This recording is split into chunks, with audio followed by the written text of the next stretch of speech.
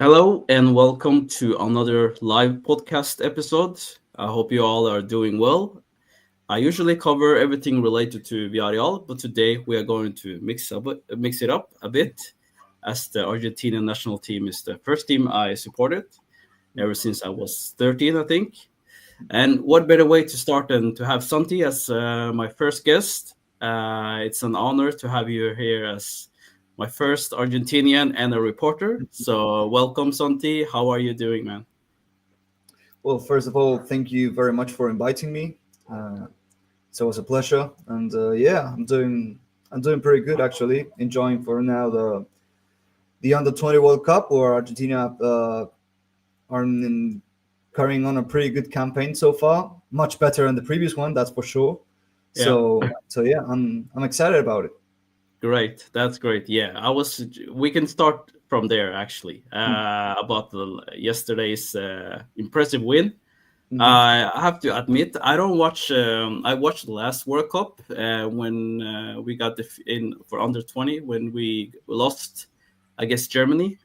Mhm. Uh, that was the World Cup. So yeah, I remember that, but I don't follow it as close with the Mhm. youth players. So you probably know many of these players more than me. So what was your reaction before the match and after the match, after the Nigeria match? I mean, it was a game that had a lot of narrative to it because 2 years ago, when Argentina actually hosted the Under 20 World Cup, of course there was a lot of excitement. There was a lot of hype. It was the first team to take the first Argentina team to take onto the pitch since the senior side had won the World Cup. So there was a lot of pressure as well. And that team, which of course with all the hype and with all the expectation, they very unexpectedly lost 2-0 to Nigeria in San Juan. I was at that game actually. I had the pleasure or the displeasure in this case to cover it back then. But this time around, it did feel like this is a much better team, a much deeper squad with so many players waiting on the bench who could very easily have started this game or for any other national team for that matter. And I did feel like this team has still a lot more things going for them. First of all, they have a much better manager. I think Javier Mascherano was a very sort of controversial call because he wasn't believed to be experienced enough, even with youth football, and he was also believed to be too rigid when it comes to his tactics, especially when it came to youth football, where you're usually encouraged to be a little bit more liberal when it comes to dealing with players at this age in this age group. And I feel like Diego Placente on the other hand not only has a lot more experience, not just working with youth football but also in the Argentina setup, but also he's been managing those kids since they were in the under 15s. So they have been part of this same process under Placente for a very long time, and that also included 2 years ago the under 17 World Cup, where Argentina were brilliant. They smashed Brazil in the quarterfinals and they finished fourth. So with all these things going for them, I expected Argentina to beat Nigeria this time around. I didn't expect it to be such a blowout, Yeah. such a massive result.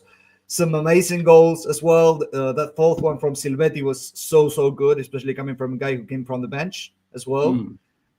Him getting a pass from, I think it was Suyavere, then with so much distance cover, he faced off against a defender. He turned to his left foot and then curled it brilliantly past the Nigerian goalkeeper. It was an amazing goal and a perfect cap off to a really comfortable game, especially given also that something that also changed from this World Cup and the previous one is that, of course, Argentina had the home supports in every single game in 2023, while this time this World Cup is taking place in Chile, which means that Argentina will not be Yeah. supported by the home fans in any way, shape, or form. Which I feel Mm. like some of the players in the squad have taken this as a way to like give themselves an extra motivation, yeah, to silence the critics and to silence the jeers that may come from the fans at the stadium. So I feel like that's also a really interesting thing that's going on in this World Cup. So yeah, Yeah. I'm really hopeful. I mean, we could have had an Argentina Chile game in the quarterfinals as well, but Chile lost to Mexico, so that's gonna be the opponent in the next round. I expect the fans to be fully on Mexico's side, Mm. so that's going to be interesting as well in the quarters. Yeah, that was a good take. I was just wondering because also we have experienced it a lot. Hosting a tournament, it comes with a lot of pressure. The senior team has gone through with some of it. So I think also part of hosting is also added pressure at home Mhm. and expectations and people demanding, and especially at this age, I think it could go both ways, but sometimes it's for the worse because Mhm. you know how Argentinians are. They demand they win everything. It's either win or lose. Yeah. So I think that maybe that was also added pressure coming into to that previous tournament. So with with this one, I think they maybe are a little bit more relaxed and can perform at a level where they don't have that added pressure. So I think that helps a lot. And they were quite comfortable in the match, and Nigeria really or rarely had a moment where they had a great chance in the first half. Um, but Argentina were comfortably and dominating the match. Um, and from what I saw, Nigeria also seemed they played harsh. Um, they were very aggressive. They tackled. Um, so I think I lost the host, and I guess I'll give me one moment, people. Will try to bring him back. Uh, give me a few minutes, and I'll try to invite him back.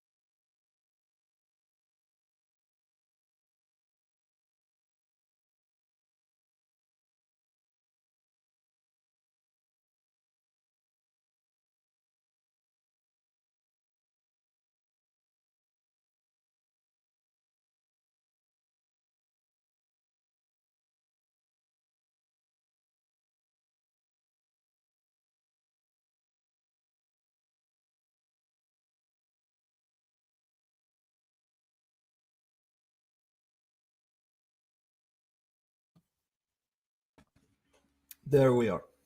Are you back now? Yes, I can Okay, hear great. you. No, it's fine. So I was just talking about the match in general. Just summed up how I felt they were very aggressive in the way they Mhm. played. They injured, I think, one of the players on the left side. I remember I remember his name, but he was actually playing really good. He has a shoulder injury, I saw. Hmm. Do you know the extent of his injury?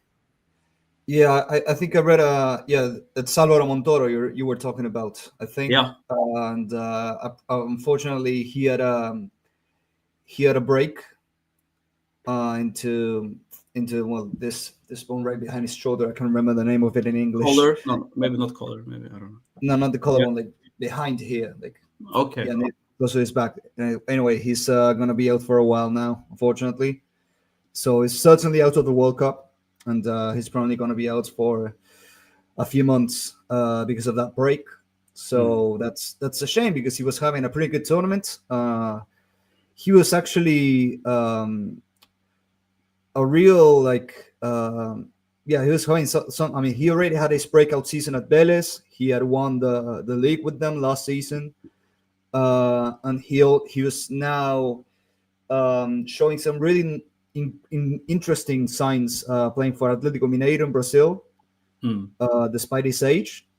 So sorry, not Atlético Mineiro. I think Botafogo. That's what I was referring to. Sorry, got them mixed up. But yeah, No. he was really exciting. I hope he makes a proper recovery because he was one of the better players in the squad, which is saying a lot because I mean there's been so many great performances so far for Argentina Mm. at this World Cup. So yeah, I'm hoping for a speedy recovery for him. Yeah, we're hoping for his speedy Mhm. recovery. How huge of a loss is he? Is he will he be probably not be the easiest player to replace, but is it a huge loss or how do you see it? Look, as much as he has been really good, and he's like one of the players with the most first team experience in the squad. I will say though that given how deep the squad is and how many options Vicente has in attacking areas, like I don't really feel the loss is going to be felt all that much, simply because Mm, Argentina just have so much talent in the area of the pitch, and they have so many so many players who can just slot in. Even some of them who might not exactly be known for people from outside Argentina, like of Santino Andino, who scored an absolute banger against Australia, for example, and who has been pretty good for Godoy Cruz so far in the Argentine league. mm. The likes of Subiabre for River, and the likes of Mar Carrizo has been like a real star for Argentina so far. Perhaps the best player of the tournament for Argentina. I think he scored, as we've seen here, a brace in this game, and Yeah. he's touted to be like the next great talent that Vélez are going to be able to enjoy for as much as they can, and then sell him for a very big fee to Europe. I think so. I feel like as much as Montoro is a loss, I Mm. don't think Argentina is going to feel it a lot simply because they have so much talent apart Yeah, from him. that's yeah for sure. That's how I compared to the previous tournament with the youngsters. This Mhm. team feels so like balanced and they seem like a much stronger side as a team like before. I think in the previous tournament there were a lot of individual performances, like a lot of good individual performances, but they lacked the chemistry and Mhm. but I think that's the biggest thing now. They play like a team, kind of like in the World Cup for for the A team or the senior team. Just they look like a team, a solid team. I mean, I'm Yeah. excited for the upcoming matches. How do you? How is we seem to always meet Mexico. So in every in every match, like in every tournament, is always Mexico in the group Yeah. stage or knockout stage. How are this Mexican team? What do you know about them so far? Look, Mexico has been pretty good so far in this tournament. I think they beaten Chile, and they probably should have scored more than the the result that they got in that game. They absolutely like run them over. Uh, and they have a real star in the team, like Gilberto Mora, who's only 16 years old and who has already Wow. started, I think, in the senior Gold Cup final that Mexico won only a few months ago, playing alongside players that are double his age. In the USA, he's been incredible for them. He's been like one of the most exciting Mexican talents around, probably since, I don't know, since Chucky Lozano back in the day, or even Chicharito Hernandez. I feel like that's just how much esteem Mora has in his home nation. I think since he's still playing in Mexico, given his age, of course, it's logical that he's still playing in Mexico. He's not quite become a household name yet, but I feel like he might over time if things turn out right for him, which is also a big ask given how many emerging stars in Mexico didn't quite have the career path that was expected of them. I remember Diego Lainez, for example, another player who was expected to be, a world beater, and wasn't quite the case. But when Yeah. it comes to this game in particular, I feel like Mexico is going to be a much stronger opponent than Nigeria. But I still feel that given everything that we've just talked about Yeah. Argentina and about just the good vibes around the team, the fact that I feel like what you said about this squad playing like a team, I feel like that makes a lot of sense given just how long they've been playing together and under the same manager. I feel like that's a big sort of factor, and he's not trying to shoehorn these kind of players into a system or a set of tactics that they don't really know of, which is what happened with Macherano back in the Yeah. day. Yeah. So I feel like it's just they have a lot going for them, and I feel like this should be a game that's going to be tougher, certainly tougher than the round of 16. But I feel like I still fancy Argentina to take this. Man, I'm excited for that match. I think it's gonna be, as you said, a little bit more difficult. But we have historically, and just we just do well against Mexico. So I'm not too worried about them actually. But maybe we shouldn't be too confident either. But I just feel with this with how the team are performing, and I think we can reach far. Um, if we let's switch up to the A team. As you probably know, Scaloni he uh, he put out his next list for players in the upcoming friendly matches, and many supporters were a little bit surprised. Many thought or speculated that maybe we will see some youngsters, and we saw some youngsters, but maybe not the players that some of us, including me, wanted to see. For example, I wanted especially to see Alan Varela. I'm a big fan of him, although he hasn't played that much, and has been his form has been a little bit on and off. But a guy like Matias Solde from Rome, I thought Yeah, maybe he would get some matches, or the right back. I think from the Brazilian team. Palmeiras. You mean OTGI? Yeah, yeah, Augustin. Yeah. So that guy, I thought maybe he would get some matches. What are your thoughts on the call-up so far? I mean, we've seen some very interesting new names. I Yeah, think coming up in this list. I feel like you will see, of course, most of the usual suspects. There's not going to be a lot of like absentees that will shake anyone. But I've seen some interesting names come up. The likes of Marcos Senesi, who was also a player that had been that a lot of people wanted to see yeah. uh, get that call up, especially given Lisandro Martinez's injury struggles Hmm. and the fact that he hasn't played for a national team in a long time. I think since maybe even the Copa America final or around that time. So Hmm. it's been quite a long while since we've seen him, and I feel like it's good that Scaloni is beginning to look at some alternatives, not just him, Hmm. but also Lautaro Rivero was a real surprise. But He's been one of the shining lights of a very, very, very average Riverside. He's been like only sort of consistent players in their defense.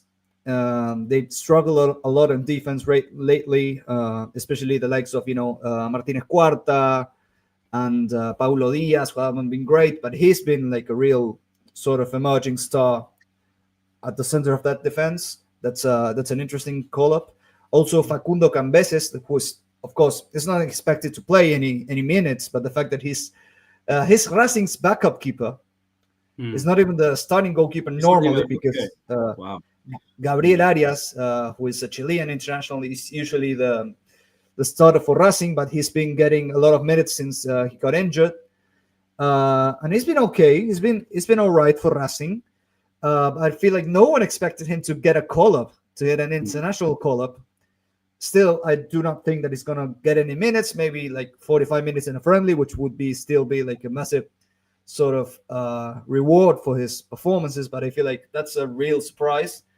And then we also got two of Autinciai's teammates at Palmeiras. One of them is perhaps Argentina, the most informed Argentine player around right now, who is Jose Manuel Lopez, who has been absolutely incredible for Palmeiras recently. He was, for the longest time, he was a backup, and he was rumored to actually be of interest to River. But now he has earned his place in the starting lineup, and he's scoring almost every week. He's showing so many capabilities and so many like resources as a forward, which I feel like Scaloni will be really appreciative of. And I feel like it shouldn't be long before he finds a club in Europe, someone who becomes interested in him, because it's been so good. Palmeiras, of course, fighting for the Brasileirão title and for the Copa Libertadores as well. Even on a somewhat off year, they're still always there and thereabouts to fight for all the fronts in Brazil and Latin South America. And not just him, but also Aníbal Moreno, who is a player who emerged from Racing's youth academy, who is now playing for Palmeiras as well, and who actually played a lot of youth football for Argentina as well. He was a regular in the under-20s back in the day. I don't know if anyone expected him to be on Argentina national team call-up list, but here we are. And of course, it's always welcome to try this new sort of players for these friendly games, because that's what they are for.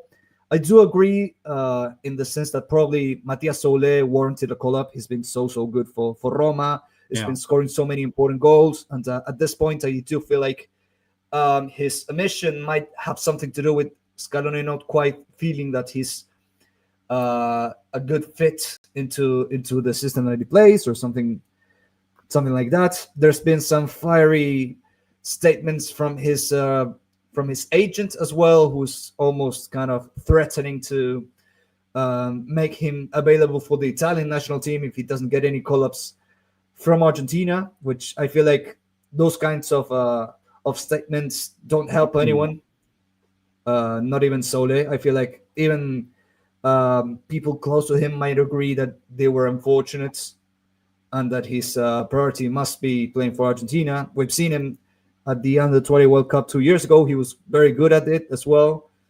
And I feel like sometimes when you get a talent like that, sooner or later, the cream will rise to the top. And I feel like he is going to have his chance. Right. And someone who is certainly going to have a chance as a starter, apparently, for the game against Venezuela is Nico Paz, who has also been really good. He's been named as Serie A player of the month for 2 months running, and he's been the best young player, I think, from the previous season, which is a great feat given it was his first season playing like regular football, not just a few games as it has been happening for Real Madrid. So I feel like that's a real talent, and I do hope that he gets some much deserved minutes in this couple of international friendlies. Yeah, I think you mentioned a good thing there. I think there are three players where I feel they're all fighting for the same position, which is a little bit unfortunate because it's Franco and it's Nico Paz and Matias Soler. They're all fighting for the offensive right side, basically like Messi's position, and Yeah, uh, and we don't know. I don't think they can play in other positions. At least I haven't seen them play in other formations or other positions. So that's the tricky part as well. I think maybe for Scaloni, it's a bit, you know, he can't bench Messi, but at the same time, I felt maybe Sole out of all of them has been performing at the highest level. So that surprised me personally. I thought maybe he would get the chance, especially him. He has been carrying Rome, the Rome side. Um, so that surprised me actually with his. But again, it's a. I think maybe it could be the formation issue. It could be, um, but this is the golden opportunity for youngsters to get the chance. mhm, You know, we already seen Rodri de Paul. We know this kind of mm, veteran players. So this is the opportunity for youngsters to show Scaloni.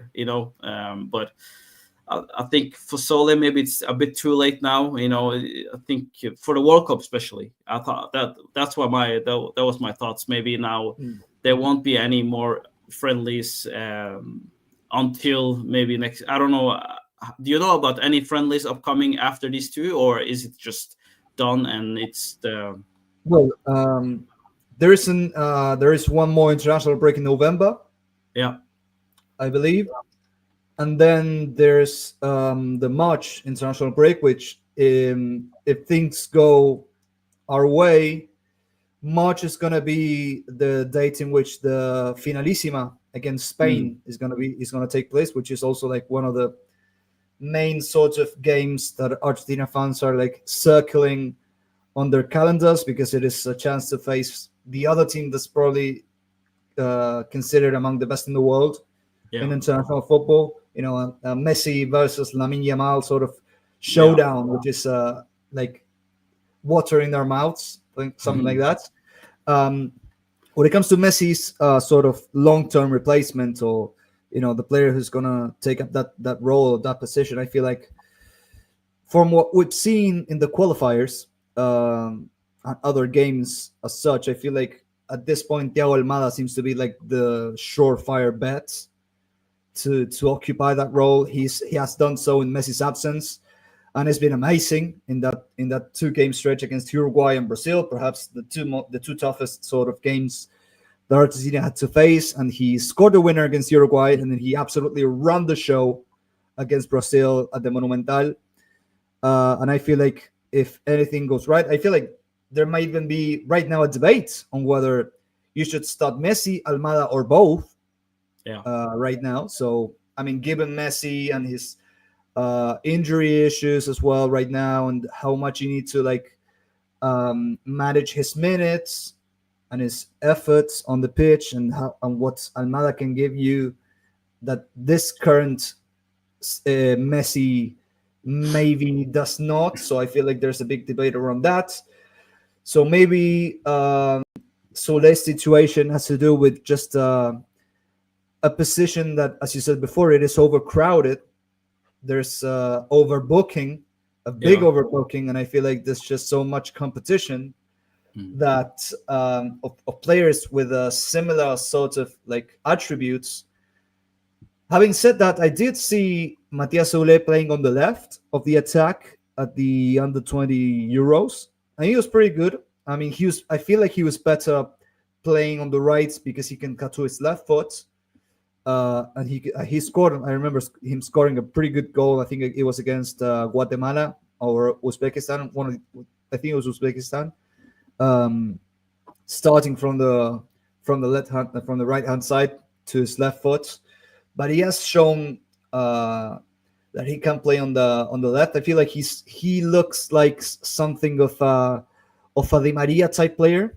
That kind of player who's you know he can play on the left, but I feel like he's more comfortable from the inside right sort of role because he can cut off to the left, and he can put some great passes forward as well. So I feel like um, he might struggle a little bit if he has to compete with those kinds of talents. But I feel like if he keeps showing up in these Serie A games, if he keeps starring, for a team like Roma as well, I feel Mm. like sooner or later he will have to, get into Scaloni's consideration. Yeah, for sure. Like if he keeps performing like he does and has done so far, I think he is. Yeah, you can't deny him at least a chance to play because he from I just have to look him up like how he has performed so far. Um, so he has scored so far according to this site. He has scored 3 goals and 2 assists so far. Hmm. In Um, 6 games, that's really good. for Roma, and he is it's really good. Yeah, and he's highest rated player in for the team. So he is beating the second place guy who is Mancini with 7.5, which is really impressive. So for a Hmm. youngster at that age to have 5 xg, it's really good. But we will see how with time and how what Scaloni does. But it's obviously a problem, as a positive problem to have to not know what to do. Like which player to call up. Um, what about the right back's position? I think personally this is our weakest area, like weakest position. Um, how, what do you think is the reason why Augustine wasn't called up this time? Yeah, honestly, it's a strange sort of moment for the fullback positions. I feel like both right and left. I mean, Tagliafico has been pretty good. He's Mm. always been like consistently good throughout his career. He's never played a game below 6 or 7 points, I think. Yeah, yeah, But and Acuna has been looking so much better for River. Perhaps Valentin Barco could have had a call up uh, in that role, but that's another argument on whether you see him as a left back or as a left midfielder. Having said that, I do feel that right back is a place where it's a role where Argentina are just not exactly spoiled for choice. And I would understand if Scaloni had some doubts on whether still, trusting the players that he's always trusted, like Montiel and Molina, or just trying new ones like Agustin Giai, who has, I mean, he's been okay, I think, for Palmeiras. He hasn't been exactly like a world beater or anything. Maybe I okay, mean, the fact that we're talking about him, I feel like speaks more about Argentina's yeah, yeah, lack of depth at right back than anything else. Not, yeah, I'm not just saying that he's not a great player, not a good player. It's just the options are lacking really, because I mean, apart from him, there's no like how could I say this? No outstanding right back emerging from Argentine football either. Like Montiel was once upon a time, or even someone like Fabricio Bustos when he was at Independiente. So it does feel like Shai might be the only choice who can possibly rival someone like Montiel or someone like mm, Molina. And yeah, I feel like I kind of understand Scaloni if he wants to like carry on with his trusted soldiers. If there isn't anyone like who is um, you know performing at the top level to replace them. But yeah, it's perhaps it's a decision that I would have made. Maybe I would have also called Shai, but at the same time, I kind of understand why Scaloni decided not to. right. Yeah, it's a tough position because Hmm. I think Molina has been struggling. I haven't seen him perform at a high level since the World Cup. Actually, I think he had a decent year after that with Yeah. Atletico, where he was very active, and then he just fell off after that. And Montiel, I think he's a older player, so I think with age, he has become a little bit limited as a player. So yeah, that right back position has to be sorted out because yeah, it's very obvious that we struggle in that position. And also one other position that I was still consider like don't know who will play is the CDM, the defensive Yeah, central defensive midfield. position. Paredes, he has been really good. Like he has really, for me, been stepping up, and he has been the most he, consistent player in that role so far. But is he the solution? Do you think, or do you think we should have another player who's maybe more like with energy, younger player, maybe in that role? I feel like when it comes to a position like that, it ends up being like a decision on whether what you're looking for in that specific position, and depending on the game, if you want like someone who is more controlling, or someone who can recycle the ball, or someone who wants to play more forward passes. I feel like both options that Argentina have right now for that position. Leandro Paredes, who has been like Boca's main man ever since he arrived, he has been trying to like lift a team that has been in the doldrums so far, and I feel like he's getting there. He's become immediately Boca's best player since he arrived, and you can tell the difference between him and the rest of the squad. And also Enzo Fernandez, who is admittedly not quite playing as a defensive midfielder, or as a holding midfielder as he used to be at Benfica or even at River. He's been playing further forward. To be honest, I like his version as like a deep line playmaker more than as a number 8, like what he's doing right now at Chelsea. I feel like I like it better when he has like all of the pitch in front of him, since he's so good at like Mm, pinging those sort of passes. Um, I'm not sure if he sees it that way, if he prefers to play further forward and score more goals. I don't know if that's what he wants actually. Uh, because if he doesn't, Alexis McAllister has also proven to be a very solid option in that sort of role as well. So he's done that for Liverpool when they were lacking in a defensive midfielder. Now that they have Gravenberg, he's been allowed to play further forward, but he's not been great in these first few games of the season as well. So I feel like either right. Paredes or Fernandez for now should be fine for the role, depending Okay. on what's the opponent and what the game needs. I think. Yeah.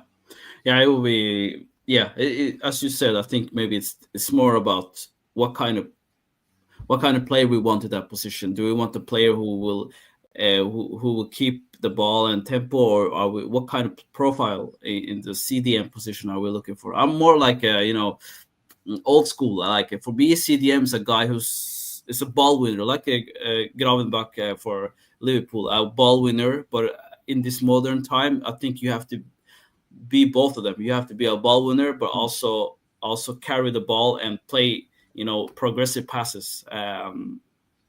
And I think for me, maybe Parada is the closest player to that role in that profile type, because Enzo is more offensive player. He's like a he likes to and, make those runs and score in the like in those in the final third.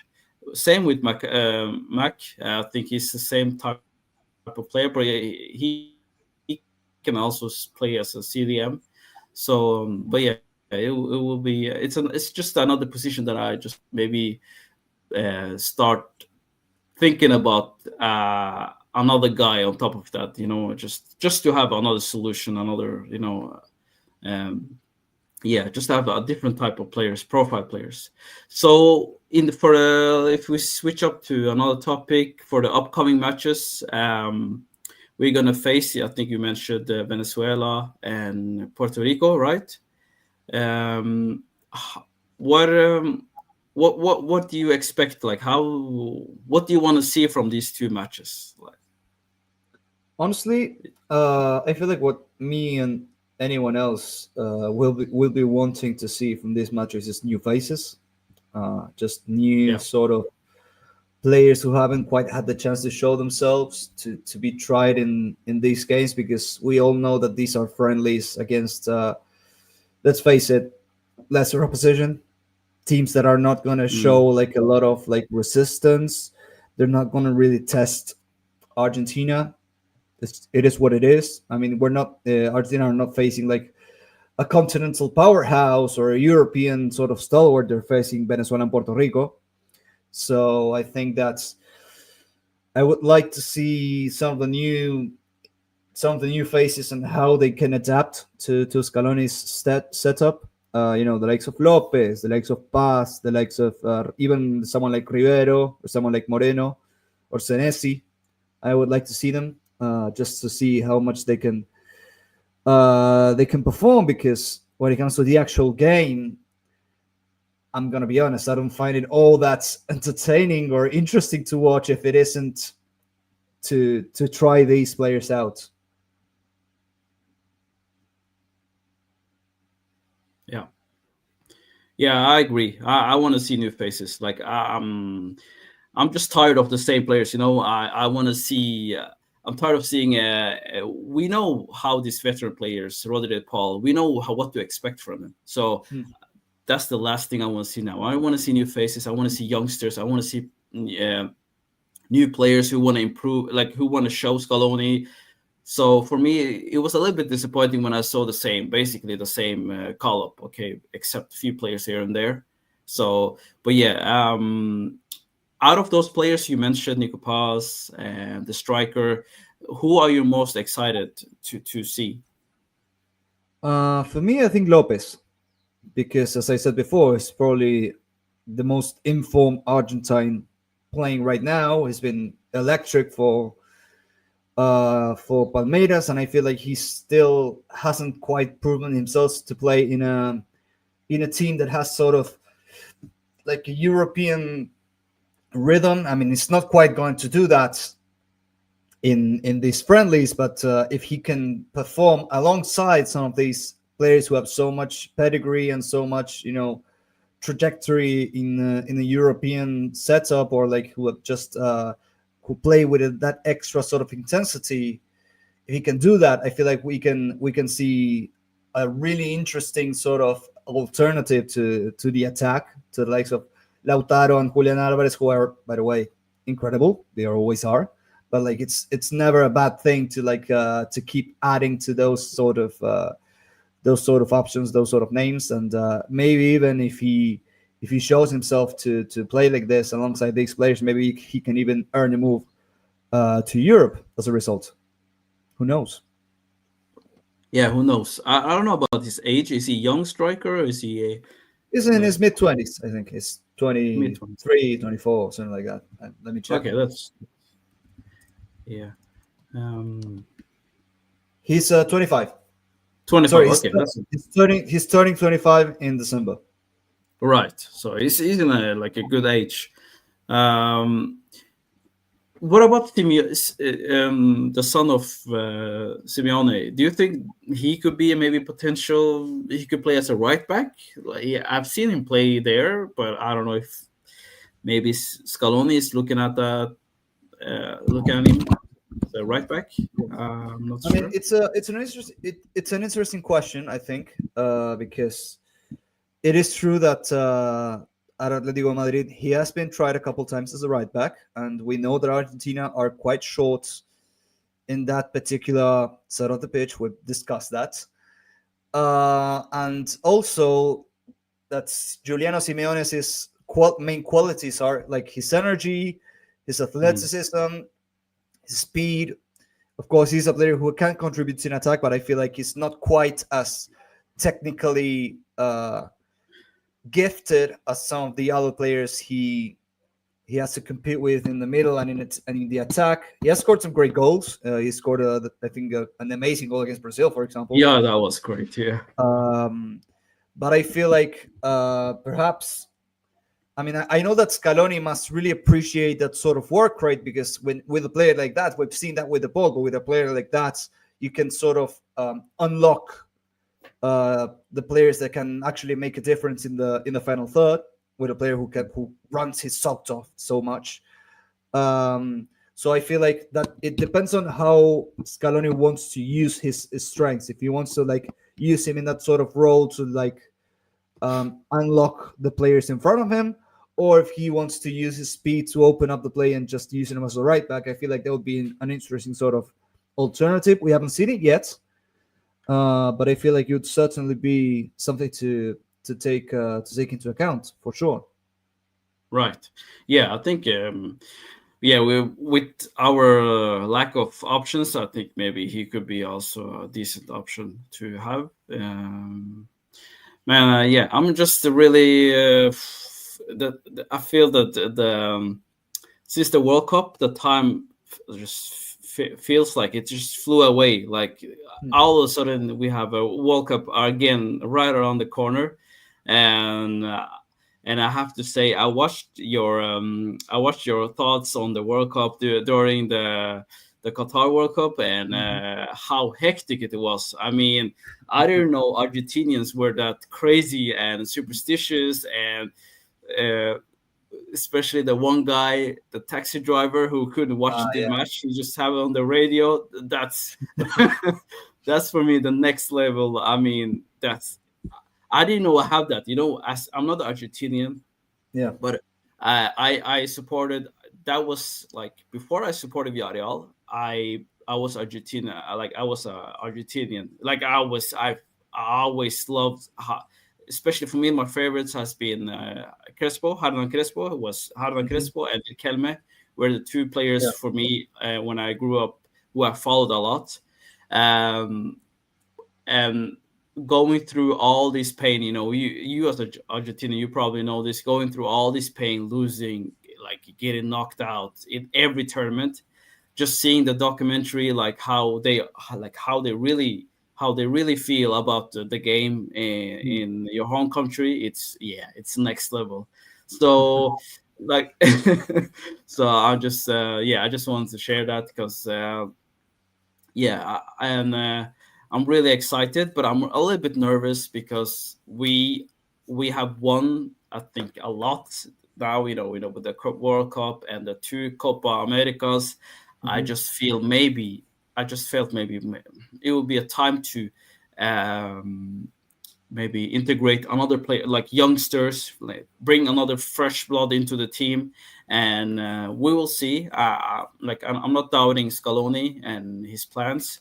I just feel maybe I'm just worried that with the Spain team, you know, they did the same thing. They won everything, and then they just uh, went with the same formula, having the same players, you know, and they crashed out in 2014. So I don't like. I'm just worried about that, and I hope Scaloni also probably looks at Spain as well as a yeah. uh, A you know, cautionary tale.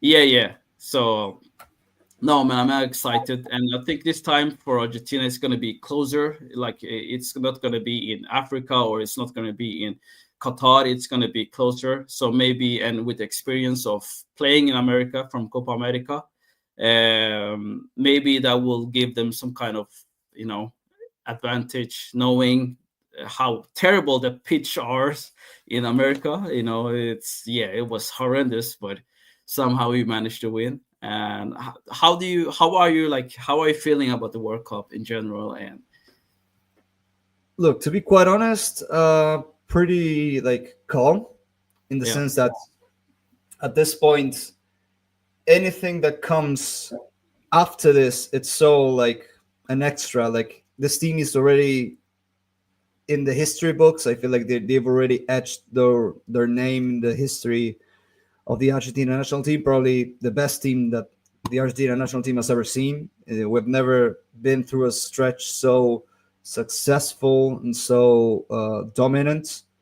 mm, So even if Argentina kind of underperform at this World Cup, I will be like pretty like I will rest easy knowing that these guys have already made me way too happy, and Yeah. maybe it will be time for someone else to take on that mantle. I mean, I would absolutely love it if we mounted like a real challenge for the title, and I feel like they still can.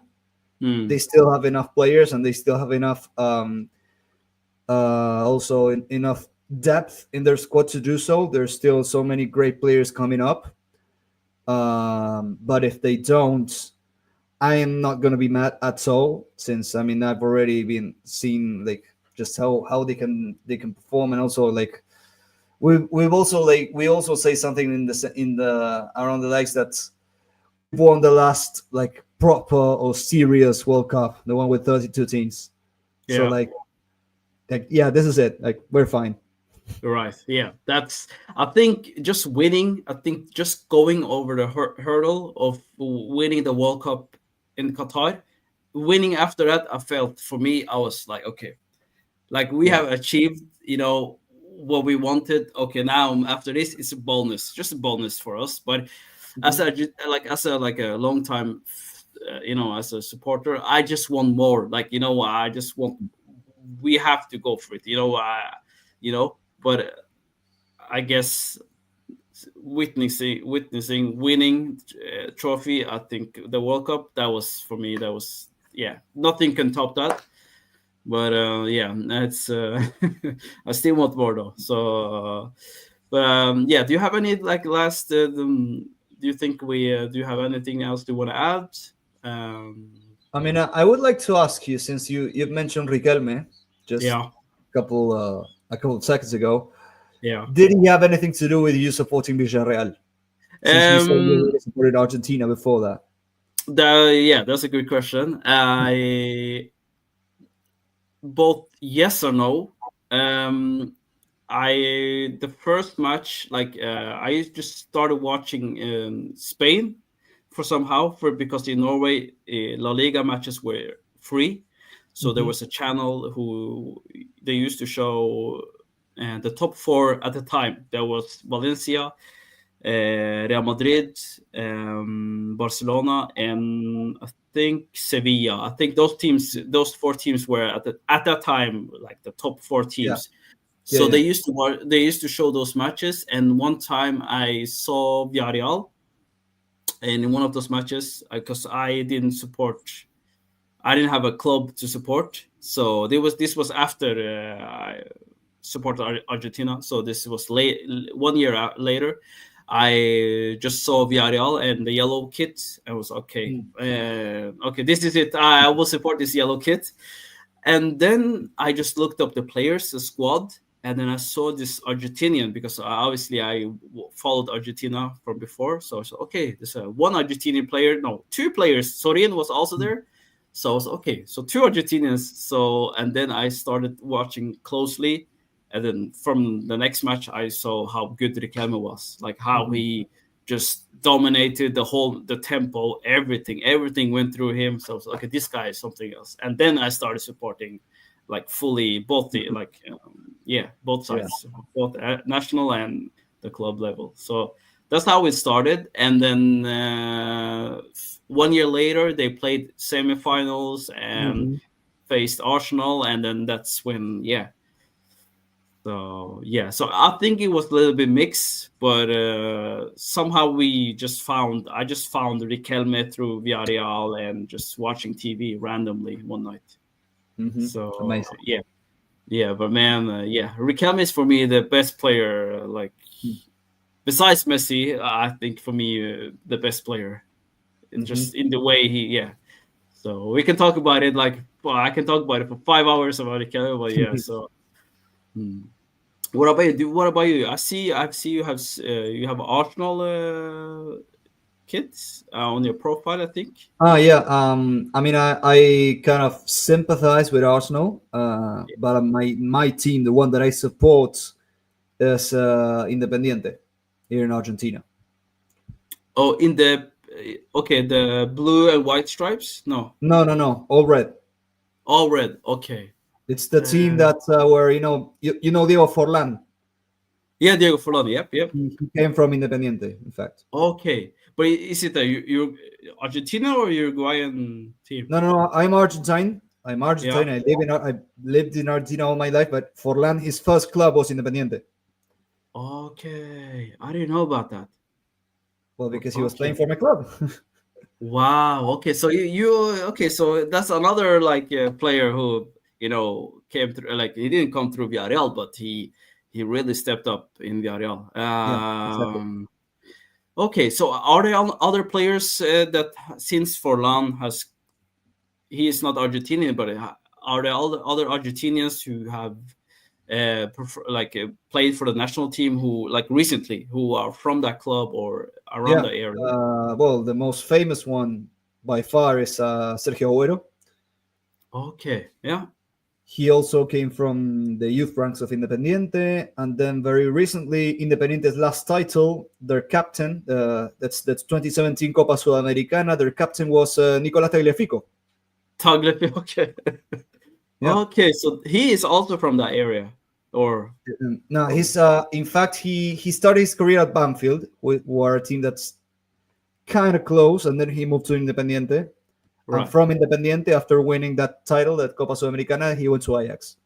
Ajax. Okay, so he went And straight from also, there to Ajax. Okay, yeah, exactly. And also, this is, I mean, he didn't quite make his debut, his professional debut, but he was on the youth ranks. El Dibu Martinez, Emiliano Martinez. oh, okay. He started Yeah. out at Independiente, and when he was 17, he moved to Arsenal. Wow. Don't they have like a statue of him in that area? I think I don't know if I've seen it. He's from Mar del Plata, though. He's not from like the place where Independiente are from. He's Right. like from further south. Yeah. And I feel like I think they made a statue of him in Mar del Plata. But yeah, the thing is, Independiente are like the third best team, biggest team in Argentina behind Boca and River, and they Okay. actually have more Copa Libertadores than Boca. They do. I didn't know. I didn't know about that. Okay. Wow. That's a But this big is the team. thing, though. They Yeah. have more Copa Libertadores than Boca, but the last one they've won came all the way back in 1984. Really. Yeah. Okay. So So they have they a are like massive drought. so they're basically like a lead, in English Premier League, it's like a Yeah, maybe a I feel like it's more like a sort of Liverpool, but before Liverpool like began to win leagues yeah, again, yeah, maybe Liverpool before Klopp, maybe. before they won all the leagues again. Like they are like Yeah. really successful in the Champions League historically, and they had so much success in the league, but they haven't won the league for so long. The last time they won the league was in 2002, so they also have a massive trophy drought Yeah. in that sense. And yeah, I mean, they are a team with such an amazing history, but it was just unfortunate to be living through the worst 30 to 35 stint in their history, something like that. Yeah. Because while I So was alive, while I've been alive, or at least when I had memory to watch Independiente, I was born in 1999. I've never seen Independiente win the league or the Copa Libertadores, but I've seen them get relegated for the only time. So yeah.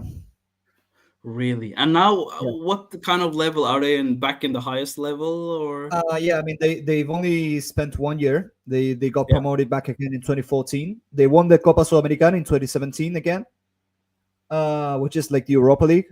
They've won two of them. Okay, yeah, And last season, I mean, Argentina has a really strange format where there's like two tournaments a year.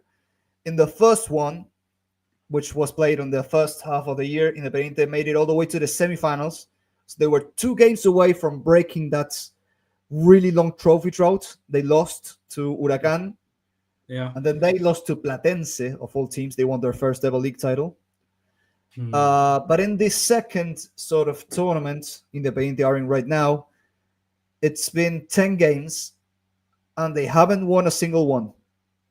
Oh, So in the it's a league? Are we massive, talking about in the yeah, league? we're talking about the league. They're not Okay, in danger of getting relegated. They will not be relegated because their team's much, much worse than them. But yeah, it's been awful. So it's been it's awful. Wow. yeah, it's been So awful. for you on club level, like before the World Cup, for you on the club level and international level, it has been just nightmare. not winning. You said mentioned you won something in 2017 or something, 16, Yeah, 17. two Copas Sudamericanas, one in 2010 Yeah. and then another one in 2017. But in the Then- middle, they also got relegated in 2013, which was like an historical embarrassment because they had never got relegated before. So yeah, Wow. Okay, I have to look up that team closely because just because of like, the what you said and Forlan and Aguero. and, the, So and yeah, Gabi wow, I Milito didn't also know played about for that. them. Gabriel Milito, you might remember him. Yeah, Milito, the Milito brothers. Yeah. Yeah, one of them played for Independiente. He was the captain of Independiente's last league title. Hmm. So there's him as well, and Lucas Biglia also played Bigler, yeah. Okay. with Agüero back then. So that's been some players coming through Mhm. that team. Yeah, Yeah, Biglia yeah. and okay, wow. Gabriel and yeah, Diego did Diego Milito also come through that? No, he played for their main rivals. He played for Racing, Okay, of and course, just like yeah. he's the current president of Racing as well. Easy. Yeah, Wow. So Rosting Club is the rival of your team? Independiente. Okay. Yeah, Hmm. Yeah, they have what color do they have? Rosting. that's light blue and white. That's just that's why Mm. yeah the blue they have like a basically like an Argentinian Yeah, kit but just a little bit lighter version of yeah, blue. yeah. Just The very like the tone is a little bit different. yeah, tone is a little bit different. That's correct. Man, that's yeah. Man, I want to go to Argentina one day. Just to yeah, just to see everything like how it is over there. I know the fans are crazy, and actually, I don't support any team in Argentina on club level, but I just want to experience like how intense they are in matches. I heard the River, obviously the River Boca is very crazy. Yeah, But it are is. there other rivals, other like teams that are also like on that level, similar level? I mean, I could tell you about a rivalry that's arguably even crazier than Boca River, which is Newell's and Rosario Central, the teams of I heard about it. And Messi Messi and Di and Maria. yeah, yeah, yeah, yeah. So I feel like that's a rivalry that's I feel like even more brutal. I would say even crazier. Like the things that happen around that game are like Hmm. insane. Hmm. I mean, the level of like animosity between both teams is insane. Wow. Uh, right now, Rosario Central are doing much better than News, and they've won. I think they have this really massive streak of winning. I think News have won only two of their last 25 games between them against Rosario Central. So at this point, Rosario Central are very much on top on that rivalry. But like the what you see in the stands, it borders on dangerous, I think. But if that is what you're looking for, go ahead, be my guest. I don't want to start there. I think I will start with Boca River and then I will maybe Yeah. go. Independiente Racing also is a great rivalry. You also Okay. see like really great scenes. Yeah. I will admit, since it's like literally the second biggest rivalry in Argentina behind Boca River, so you can also go to that one as well. Sure. Oh, okay. Oh, some options then. Great. No, man, I really enjoyed this, Santi. I mean, this is yeah for me. Like, I always wanted to have like an Argentinian, like English speaking Argentinian. So this is for me. Like, yeah, I'm very happy today. So thank you for coming today. And where can people find you? If they wanna like look out, like check out your content and stuff like that. Where can they find you? Yeah, mostly on Twitter and Instagram. On Twitter, I am at Santi_Bauza, Yep. and my Instagram handle is at sbauza99. Okay. Just have to. That's right. And okay, and you said on Insta, what was it? You said. Sbauza99. Okay. I'll post later if you can just DM me later after this. Yeah, for sure. Yeah. I'll do it. Man, thank you again. I really enjoyed this. Hopefully, and if you want, we can do this again in the next upcoming um, break or right before the World Cup. Anytime, just you're welcome to join me if you want. Thank you again, and if you have any last if you have last words, you can say, or we can just end. We can just end. Well, thank you very, very much for inviting me. It's been great. And yeah, hopefully we will do this again soon. Sure, we will do it. We will definitely do it again. And thank you guys for listening. And make sure to check Santi out on Twitter and on X. I will post it in the description when I upload this. And yeah, I wish you guys a nice day and evening or whatever wherever you guys are. And thank you again, Santi. Means a lot. Have a nice day. See ya. See you.